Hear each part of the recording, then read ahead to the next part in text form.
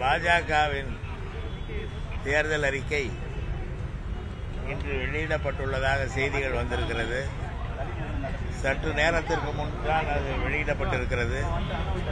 அதில் உள்ள தகவல்கள் இன்னும் எங்கள் பார்வைக்கு வரவில்லை. ஆனால் எது எப்படி இருந்தாலும் 10 ஆண்டுகளாக தேர்தல் அறிக்கை இல்லாமல் அவர்கள் சொன்ன எதை அவர்கள் செய்திருக்கிறார்கள், இதை செய்வதற்கு என்கிற எண்ணம் தான் மக்கள் மனதிலே தோன்றும்.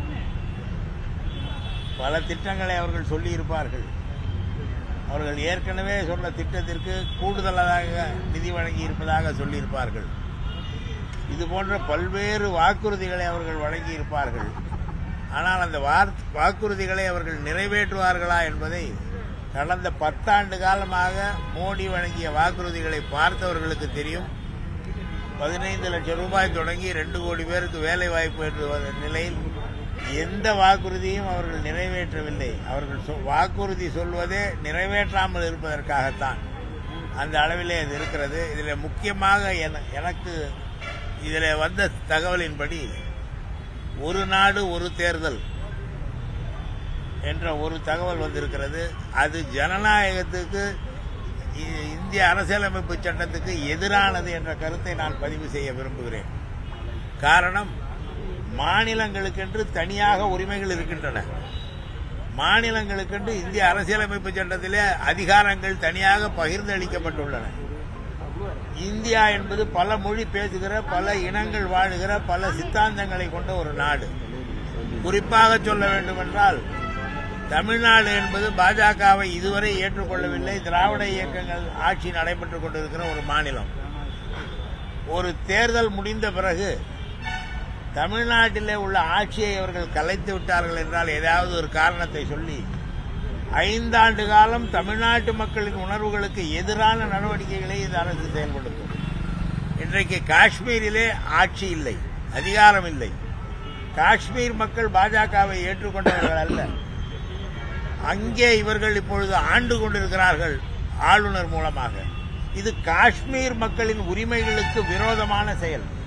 இந்த ஒரு நாடு ஒரு தேர்தல் என்பது தங்களை ஏற்றுக்கொள்ளாத மாநிலங்களில் கூட தங்களுடைய கொள்கைகளை அழுந்த பின்பற்ற செய்கின்ற ஒரு செயல். இது இந்திய அரசியலமைப்பு சட்டத்துக்கும் எதிரானது, ஜனநாயகத்துக்கும் எதிரானது, மாநிலங்களிலே வாழ்கிற மக்களின் உரிமைகளுக்கும் எதிரானது. அதை அவர்கள் வலியுறுத்தி சொல்வதாக நான் அறிந்திருக்கிறேன். மற்ற வாக்குறுதிகளை எல்லாம் அவர்கள் நிறைவேற்றப் போவதில்லை. அந்த வாக்குறுதிகளை பற்றி நாம் கவலையும் பட வேண்டியதில்லை. ஆனால் ஜனநாயகத்தின் அடித்தளத்தை தகர்க்கிற, இந்தியாவுக்கென்று உள்ள பெருமையே யூனிட்டி இன் டைவர்சிட்டி என்று சொல்வார்கள், வேற்றுமையில் ஒற்றுமை.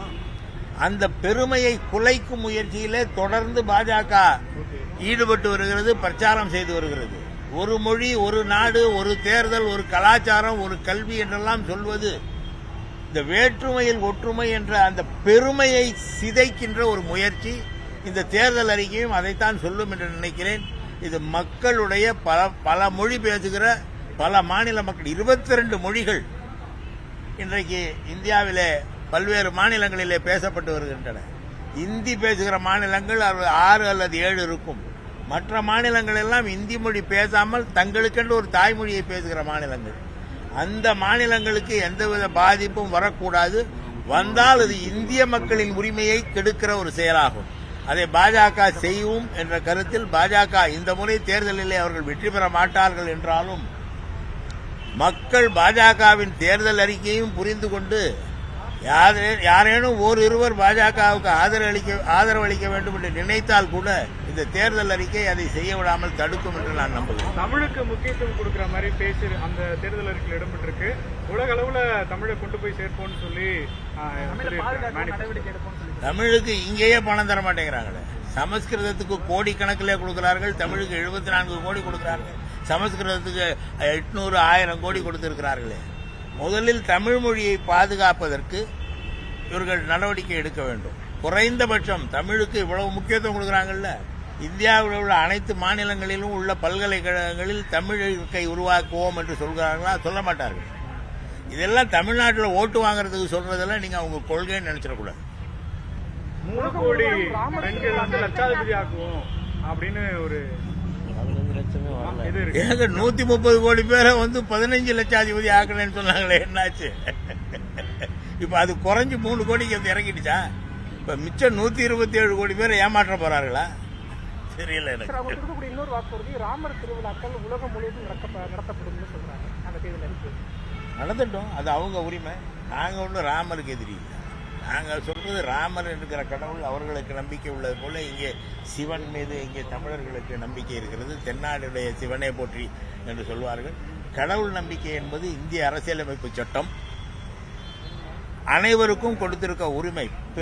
பிரிவு 25 அடிப்படை உரிமைகளிலே எந்த மதத்தையும் பின்பற்றுவதற்கு, எந்த கடவுளையும் வணங்குவதற்கு அந்த உரிமையை இந்திய அரசியலமைப்பு சட்டம் வழங்கி இருக்கிறது.